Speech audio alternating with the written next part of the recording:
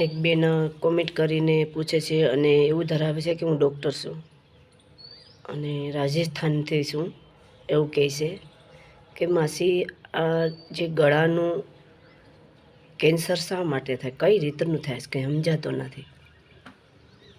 તો ગળાનું અને શરીરના અન્ય કોઈ પણનું કેન્સર એ માટે થાય છે કે આપણે જે કબજિયાત રહે એના લીધે અનેક દુઃખ ઊભા થાય. અને આપણે જ્યારે બ્રશ કરીએ જમીએ ને ત્યારે પછી આપણે બ્રશ નથી કરતા.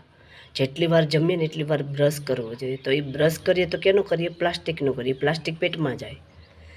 આપણે સોના જેવું સોનું જો ઘસાઈને ઓછું થઈ જતું હોય 5-10 ગ્રામ, તો પ્લાસ્ટિક ન ઘસાય. આપણે દાંતણનું જે બ્રશ કરતા ને તે જતું રહ્યું, બરાબર ને? એ ઔષધિ ગણાય, વનસ્પતિ કહેવાય.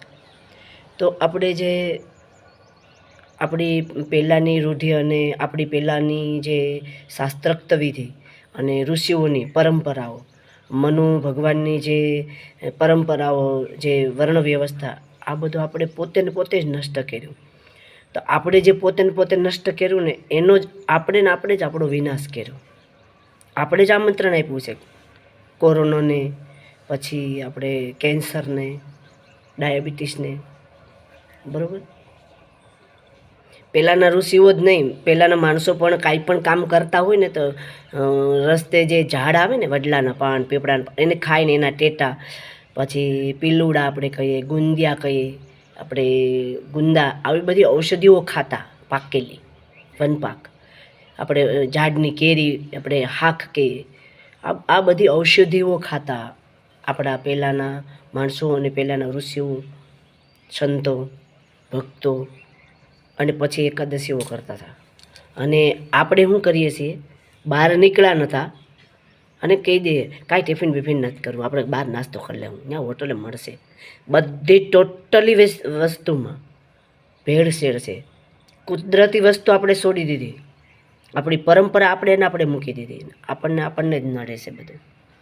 કહેવાનો તાત્પર્ય એ છે મારો કે જે બેન કહે છે તો આપણે રોજ એક સવારે વહેલા ઉઠી બ્રશ કર્યા પહેલાં કળસો પાણી પી જવાનું અને એને આવી રીતના ઉલિયું નાખી અને ઉલટી કરી અને કાઢી નાખવાનું.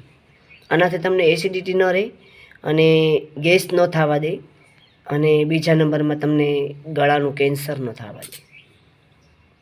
ગળાનું કેન્સર જો બંધ કરાવવું હોય તો એની અનેક ઔષધિ છે અને એ મંત્ર બોલી અને એ ક્યારેય ન થાય. ઔષધિઓ ઘણી છે આપણે, બરાબર? તો જે બેને કીધું છે એને કહું છું કે આપણે રોજ સવારે બ્રશ કર્યા પહેલાં એક કળશો પાણી પી જવાનું, એને આપણે ઉલિયામાં કાઢી નાખવાનું. એટલે આપણી જે સ્નાયુ છે ને એકદમ ખુલ્લી થઈ જાય, ચોખ્ખી થઈ જાય. કહેવાનો તાત્પર્ય કે જો ઘરની અંદર 1 થી 2 દિવસ કાંઈ પણ ભાત, દાળ ભાત અથવા અનાજ કાંઈ પણ રાંધેલું પડ્યું રહ્યું હોય તેમાં જીવાત થઈ જાય છે.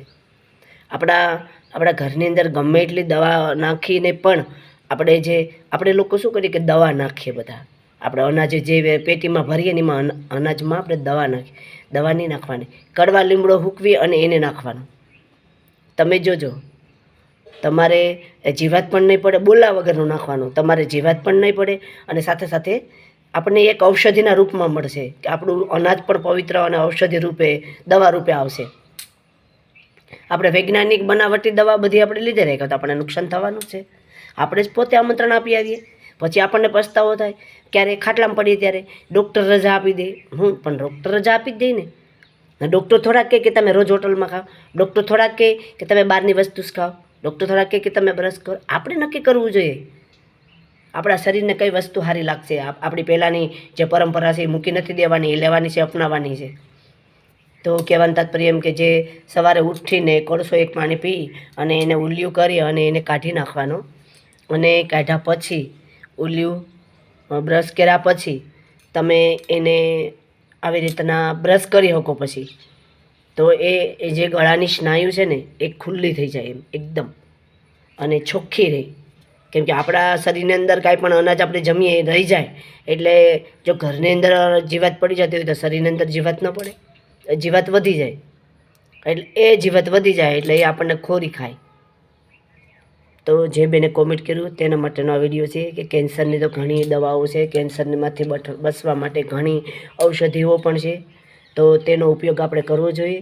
અને આપણો ટાઈમ છે રવિવાર, આપણે જે દેશી દવા બનાવી તેનો ટાઈમ છે રવિવાર.